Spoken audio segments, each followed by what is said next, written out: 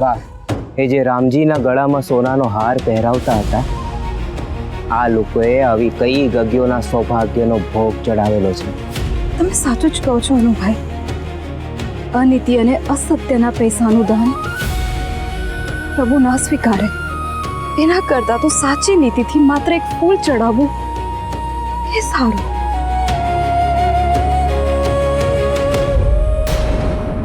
જે દિવસે મેં આ સોનાનો કમરબંધ ચડાવેલો એ દિવસે આખા ગામમાં મારી જય જયકાર થતી હતી અને એ મારી માએ જોયેલું. એ જ દિવસે એણે દેહ મૂક્યું. મારી માને એમ લાગતું હશે કે મેં એના આપેલા સોનાના દાગીનાનો કમરબંધ ચડાવ્યું, પણ મેં મારી મરતી માને છેતરી છે. મને ક્ષમા કરો. પોતાની મરતી માને છેતરી એ વાતનું દુઃખ છે. અરે ભગવાન શ્રી રામને છેતર્યા એ વાતનો વિચાર પણ ના કર્યો. ચાલો બા, આ પાપીઓની સામે ઊભું રહેવું પણ પાપ છે. અરે તને શરમ નથી આવતી? હે, તે તારી સગી માને છેતરી, સગી માને. હે, તને શરમ નથી આવતી? તે તારી માને છેતરી. વિચાર્યું નહોતું ચતુ કે તું ચોરી કરશે, અધર્મી પાપી. સાંભળો તો, ધિક્કાર છે તમને લોકોને, ધિક્કાર.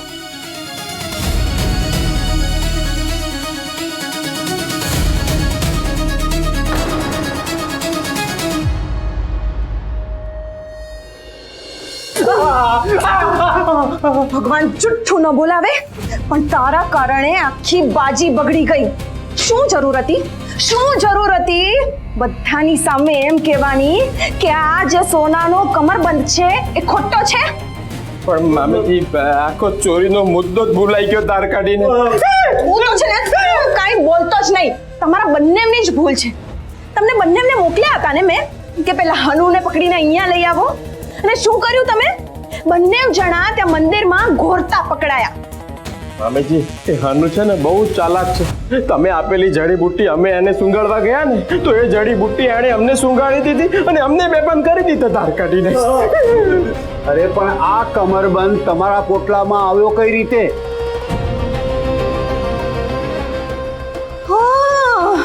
હવે મને બરાબર સમજાઈ ગયું છે કે પેલો હનુ છે ને એ જ ચોર છે. પણ એવો રીઢો ચોર છે ને કે એને સમજાઈ ગયું હશે કે આ કમરબંધ પર ફક્ત સોનાનો ઢોળ ચડાવેલો છે, અને એટલે જ એણે આ બંને મૂર્ખાઓને બેભાન કરી દીધા અને મંદિરમાં સુવડાવી દીધા, અને સાથે સાથે આ કમરબંધ પણ ત્યાં મૂકી દીધો. સાવકારજી, તમારી ચરણ પાદુકા તો અસલી હતી કે પછી આ ચતુરની જેમ જ? એ અસલી નકર સોનાની જ હતી. અમારો હાર પણ અસલી સોનાનો હતો. હવે હનુ પાસેથી પાછો કેવી રીતે લેવાનો ને એ વિચારો. મારું તો મગજ કામ નથી કરતું કે આ હનુ ચોર કોઈ પણ રીતે હાથમાં આવતો જ નથી. અરે આ હનુ હાથમાં આવે એની કોને પડી છે? મારે એ ઘરેણા પાછા જોઈએ છે. પંડિતજી, હું શું કહું છું, જે હાર સોનાનો મેં ભગવાનને ચડાવ્યો હતો એ તમને મળી જાય ને તો તમે મંદિરમાં જમા નહીં કરાવતા, એ હાર તમે મને આપજો, તો હું તમને સારી એવી દક્ષિણા આપવા તૈયાર છું. એ પણ મારે ઘરેણા મંદિરમાં જમા તો કરાવવા પડશે ને? હા, જમા કરાવજો, પણ એ નહીં, એવો ને એવો બીજો.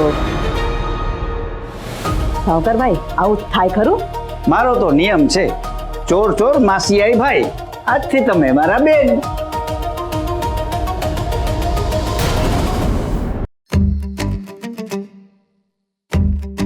આલ્યો, હવે છે ને આટલા જ ભાત અને આટલી જ રોટલી વધી છે, આ ખાઈ લ્યો. હવે ઘરમાં બીજું કઈ ખાવાનું નથી. પણ મારું પેટ હજુ ભરાયું જ નથી, શું કરું? અરે બેનબા, ઓ બેનબા, આ કઈ કરો ને આ ખાધોકડાનું. આ કેટલું બધું ખાઈ ગયા છે.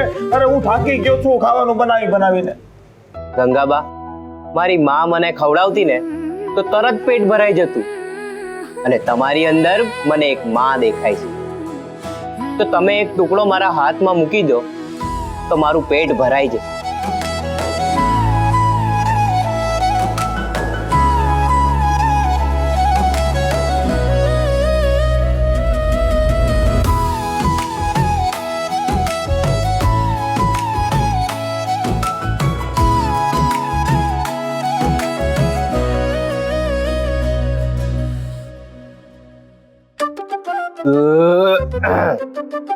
ગોવર્ધનભાઈ, હવે મારું પેટ ભરાઈ ગયું. હા હવે છે ને અમારા માટે ખાવાનું વધશે.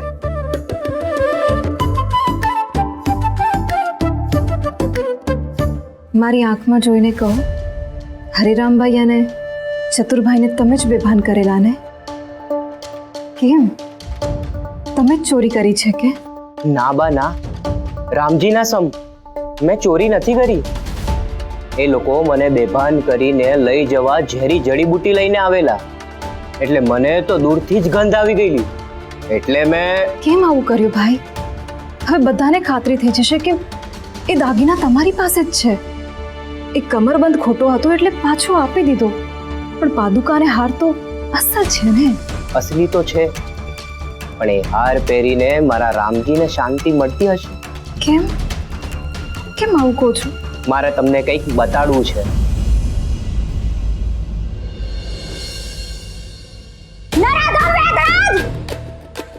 એ ગગી, તારા અંદર અક્કલ નામનો છાંટો છે કે નહીં? તારો બાપ ના ઉંમરના છે, એમના પર હાથ ઉપાડે છે?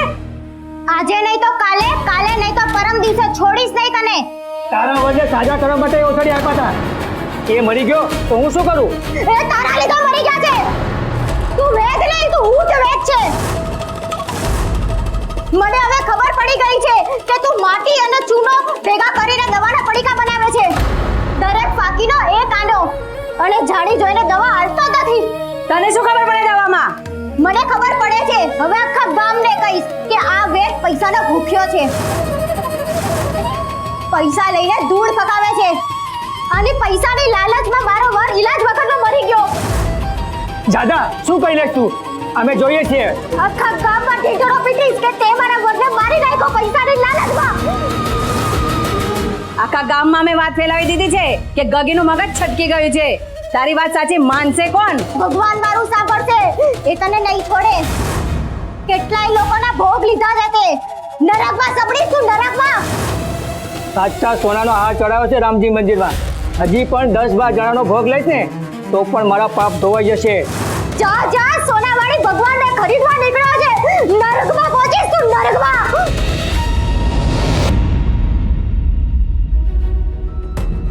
બેન, ગંગામાં બીમારીમાં મરી જાજો, પણ આ વેદ પાસે ન જતા. એ જાણી જોઈને બીમારી વધે એવી ફાંકી આપે છે. માણસ ભલે મરે પણ વેદ એનું ઘર ભરે. સોનેથી રામજીના ખરીદશે વેદ. ચોર છે ચોર.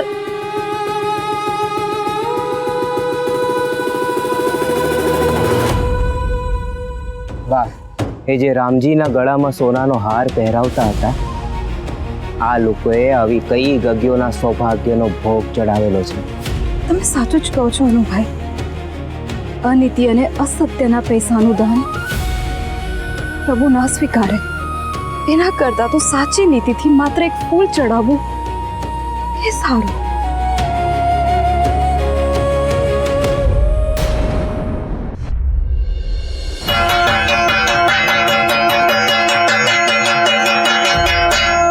ચોર મળી ગયો છે! ભગવાનના દાગીનાનો ચોર મળી ગયો છે! ચોર મળી ગયો છે! ભગવાનના દાગીનાનો ચોર મળી ગયો છે! આ બધું શું નાટક છે? હા, ચોર મળી ગયો છે. ક્યાં છે ચોર? કોણ છે ચોર? ગોરધનભાઈ, લાવો એને. ચોરી કરો છો? આટલો ભોળો ભોળો ચહેરો છે અને ચોરી કરો છો? આ સાવકાર ચોર છે, પણ એ તો બહુ મોટા દાની શેઠ છે. એમને જ તો સોનાની પાદુકા ચડાવી છે. હા, શેઠજી તો ખૂબ જ ધાર્મિક છે.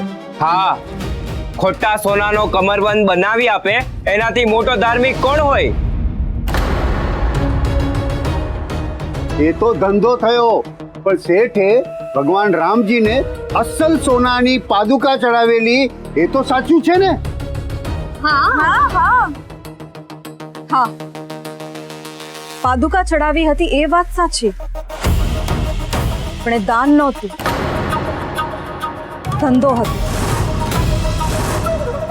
ગંગાબો, મંદિરમાં દાન કરવું એમાં ધંધો ક્યાં આવ્યો? શેઠજી, હવે તારા મોઢેથી બોલીશ કે પછી ઝાડથી ઊંધો? ના ના, કહું છું. હું આ ગામમાં નવો નવો આવેલો ને મારો ધંધો રહ્યો ધીરધારનો ને વિશ્વાસથી જ ચાલે, એટલે સોનાની પાદુકા બનાવી ને આખા ગામની વચ્ચે ભગવાનને અર્પણ કરેલી. અને લોકોએ જોયું કે આટલું સોનું દાન કરનારા શેઠજી તો ખૂબ ધાર્મિક કહેવાય. એટલે એ દિવસથી ખૂબ ધાર્મિક કહેવાતા શેઠજીનો ધીરનાનો ધંધો તો ખૂબ ચાલી નીકળ્યો. અને પછી એ લોકોના દાગીનામાં સોનાની ભેળસેળ કરતા રહ્યા. સોનું કહીને ત્રાંબા પર સોનાનો ઢોળ ચડાવી વેચી દેવાના ધંધા કરવા, લોકો પાસેથી પૈસા લૂંટીને ભગવાનને સોનું અર્પણ કરવું, આ ધંધો નહીં તો બીજું શું છે? શું આ છે દાન? દેખાડો કરવા માટે, કારોબાર માટે, પાપનું પ્રાયશ્ચિત કરવા માટે? અરે દાન તો શુદ્ધ મનથી થાય. કંઈ પણ પાછું ન મેળવવાની ભાવના સાથે જે થાય ને એને દાન કહેવાય. ભગવાનના દાગીના ચોરી થઈ ગયા, એમાં તમે આટલા દુખી થઈ ગયા છો તો વિચાર કરો ભગવાનને કેટલું દુઃખ થતું હશે જ્યારે અનીતિથી પ્રાપ્ત કરેલું, કોઈ દીકરીને વિધવા કરીને લૂંટેલું, મા બાપને ઘરમાં ભૂખ્યા રાખી, માત્ર સમાજમાં જય જયકાર કરવાના ઈરાદે આપેલું દાન શું ભગવાન સ્વીકારશે? ના સ્વીકાર તો ભલે, પાછા આપી દો અમારા દાગીના. હા લાવો, ક્યાં છે સોનાની પાદુકા? અમે ખોટું કર્યું પણ દાન તો કર્યું ને, તમે તો ચોરી લીધું. ના જોઈતું હોય તો લાવો પાછું. ના ના, ભગવાનને એકવાર આપેલું દાન પાછું ન લેવાય. ભગવાન જુઠ્ઠું ન બોલાવે, પણ કમાવાની રીત ભલે ખોટી હોય, સોનું તો સાચું છે ને. એકવાર ભગવાનને દાન આપ્યું ને એટલે બધા જ પાપ ધોવાઈ જાય. લો બા, હવે આ લોકો ભગવાનને પણ સોનાથી ખરીદવા નીકળ્યા છે. તમે લોકો શું માનો છો કે કોઈને દુખી કરીને કે કોઈ સાથે દગો કરીને કોઈની પાસેથી પચાવી પાડેલા પૈસાનું દાન શું પ્રભુ સ્વીકારશે? ના, ક્યારેય નહીં.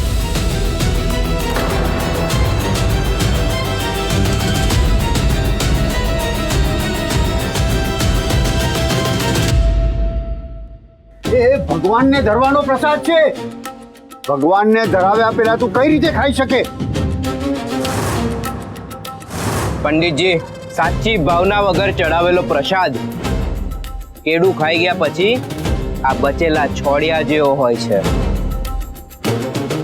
એ મંદિરના પ્રાંગણમાં કચરો નહીં કરવાનો. ઉપાડે ને. તમને ના ગમે તો તમે ઉપાડી લ્યો.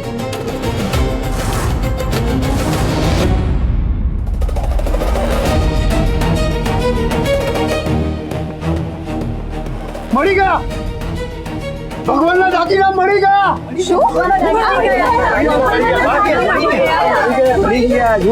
શું ભગવાન આ પાપની ભેટ સ્વીકારશે? તું કામ નહીં સ્વીકારે?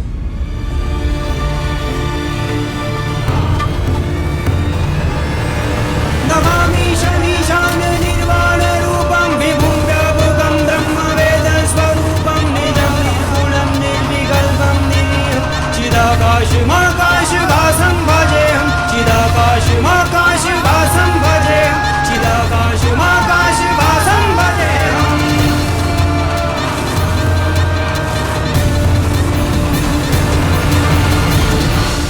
લઈ જાઓ આ તમારા પાપની કમાણી. આનાથી મારા રામજી રાજી નહીં, દુખી થાય છે. જ્યારે જ્યારે આવા ધાર્મિક સ્થાનો પર પાપ થયા છે ત્યારે ત્યારે સ્વયં પ્રભુ એનો ન્યાય કરે છે. અને દાન એને કહેવાય જે માત્ર ને માત્ર લોક કલ્યાણના હેતુથી કરવામાં આવે. લઈ જાઓ આ તમારા પાપની કમાણી.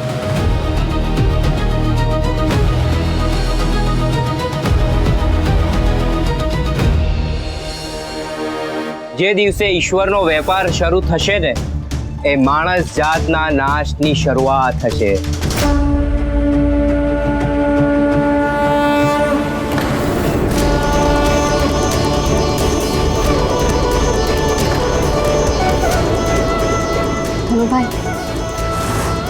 આ હનુભાઈ આપણી બધાની આંખ ખોલી નાખી.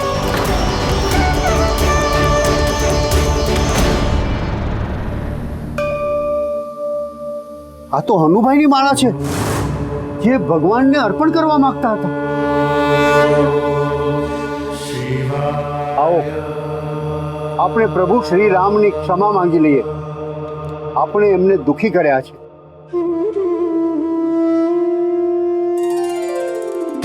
ગંગાબા, આ માળા જે મૂકીને ગયો છે એ તમારા સિવાય પ્રભુને કોઈ અર્પણ નહીં કરી શકે.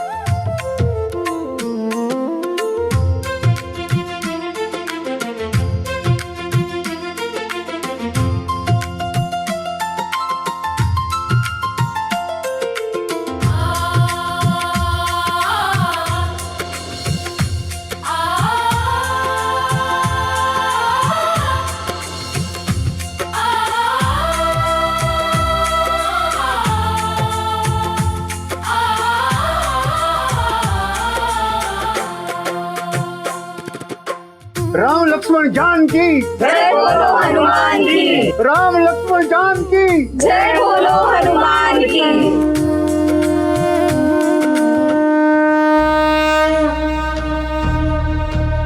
તો રામજીના મંદિરનો સાચો ચોર કોણ છે એ સમજાઈ ગયું ને. આપણો લોભ, આપણી ગેરસમજણ અને દાન કરીને વૈતરણી તરી જવાની એ વૃત્તિ એ ચોર છે. લોકોને ધર્મ તરફ લઈ જવાના ઉદ્દેશ્યથી જે થાય એને દાન કહેવાય, એને ભક્તિ કહેવાય. બાકી બધો તો કારોબાર, અને જે એ કારોબાર કરે છે બધા જ ચોર. બુદ્ધિહીન તન જાનિકે સુમિરો પવન કુમાર, બલ બુદ્ધિ વિદ્યા દેહુ મોહી, હરવું કલેશ શિશુ. હું બુદ્ધિહીન છું, મને સાચા કે ખોટાની જરા પણ સમજણ નથી. માટે જ હે પવનપુત્ર, તમે મને સાચો માર્ગ દેખાડો, સદબુદ્ધિ આપો, સાચું જ્ઞાન આપો, અને મારા મનમાં રહેલ અજ્ઞાનતા, ક્રોધ, મોહ, લોભ અને અહંકારને દૂર કરી દો, જેથી મારામાં તમે જેવી પ્રભુ શ્રી રામની ભક્તિ કરી હતી એ શુદ્ધ ભક્તિ મારામાં જન્મી. તો હનુમાન ચાલીસાના ગુડ અર્થને સમજાવતી વાર્તાઓ અમે તમને સંભળાવતા રહીશું. તો બોલો જય શ્રી રામ.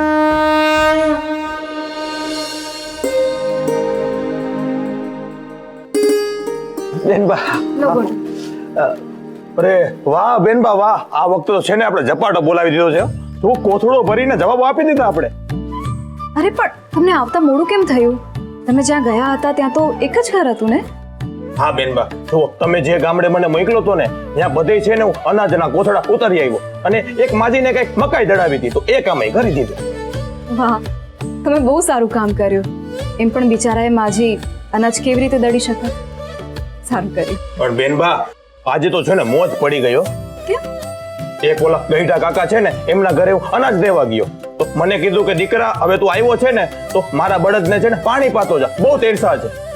એટલે પછી હું બળદ પાસે ગયો. પણ બેનબા, એ બળદિયો નવા માણસને જોઈને એવો ભડકો છે ને, અને મને હવામાં એવો ઉછાળ્યો ને હજી દુખે છે. શું? તમને બહુ વાગ્યું તો નથી ને?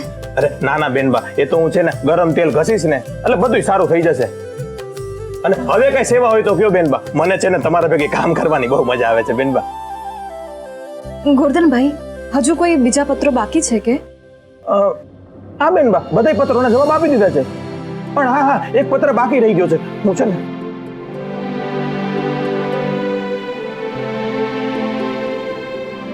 આ લગભગ છે ને બેનબા ગયા વખતનો પત્ર બાકી રહી ગયો છે. હું છે ને હંજવારી કાઢતો હતો ને તો ઢોલિયા નીચેથી મળ્યું મને.